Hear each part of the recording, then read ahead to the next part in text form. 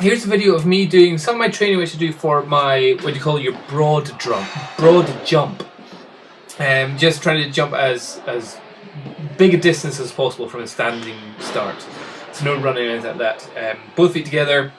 Definitely uses a bit of technique of getting your arms, throwing your arms in the right timing, fully stretching out, and also having a bit more confidence in trying to go a bit more horizontal rather than vertical. So here's probably my longest one, which I did in the gym, and this is about 9 steps. So in slow motion here, you can see pretty much fully extended, feet come up behind, and then I'm really landing right on my heels. So I think that's definitely the technique which I'm meant to be doing. I think it's just a case of becoming more explosive when I do it. So measuring out just in footsteps, I doubt it is very likely to increase it by like a whole footstep or anything. But this is just a rough idea, and what I was getting was 9 footsteps with my shoes on. So just another one, slightly different angle, a little bit higher up so you can see, it's a good explosive movement. So I think whenever I can't do squats because my legs are too sore from heavy weights, there's nothing that should be stopping me from doing explosive movements, this plyometric exercise. The one thing is it's not something we should do simply. You really actually have to put a lot of effort into it, and really that's pretty good. I'm getting a pretty good height on that as well. And as you see where I'm landing, I'm in as deep a squat position that you can possibly get.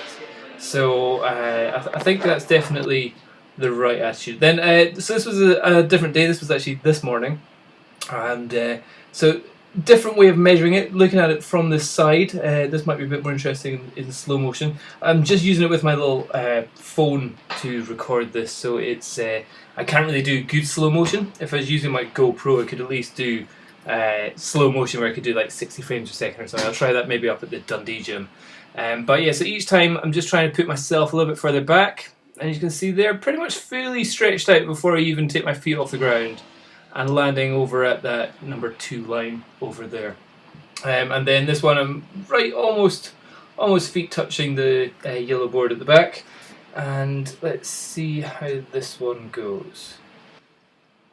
A little squeaky whenever I land on the ground. I think also wearing trainers probably isn't that good, because that absorbs a lot of your energy as you're pushing away. So I think if you aren't actually ever getting tested on this and you're trying to find your absolute maximum, possibly using weightlifting shoes may be a better idea, because they've got a solid foundation. Or I wouldn't say do it in bare feet, because I think bare feet there's just too much of a fear that you're going to totally dig your toes in and like break your toes whenever you do a landing. So I would say always do it with shoes on. I'd say probably weightlifting shoes are probably the best thing to do here. So here, I was just measuring how long it is, what distance. So I'm 6 foot tall, especially with these trainers on. And that comes up to about halfway up to the number 1 block. So the first block says start, second one says 1, then it's 2. And so the simple jumps up to the 1 line is quite an easy jump. So that's a little bit more so that's 6-7 foot, I would say maybe. And that seems to be pretty easy for me. But then here, I'm going to go for a longer one, and let's see how far. So halfway up the second block. So again, I try and measure this out with the feet, and I think it's only about 8 feet. Trainers, different size compared to my weightlifting shoes. The videos that you saw before, I was wearing my weightlifting shoes. Here I'm wearing it in my trainers. So there's definitely a difference in the two of them. I think also the landing in the trainers is more comfortable, but the explosive power that you get with the trainers on is not as good as doing it with the weightlifting shoes, I suspect. Also, the weightlifting shoes have a little bit of a heel as well. So there, let's see this one at slow motion.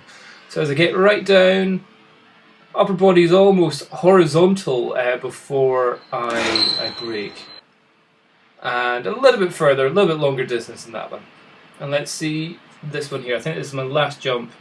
Oh no, I've done a couple more. Oh yeah, this is my last broad jump. So here, good, and then I kind of fell back on that one. It wasn't too far forward. Now, this is a little high jump in the gym. There's a couple of blocks. The first block comes up halfway up the thigh, and then the second block is like a mini block, and that comes up to about my hip height. I don't know exactly how many centimeters or anything like that is, but it's a pretty good one for me to practice explosive high jumps as well, I suppose, or high landings.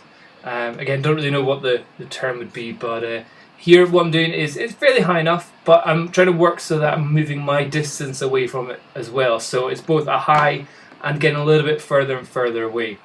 So here I'm pretty much off camera. I think that's probably about a good 5 feet away from it there. That was a close one.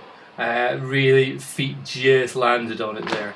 And then last one, let's see, yeah, a little bit further away again, just my hands, and up on that. So I definitely think that that's a good explosive plyometric exercise to do. Anyway, that's just some of the extra training I'm doing. Hope that helps. Bye.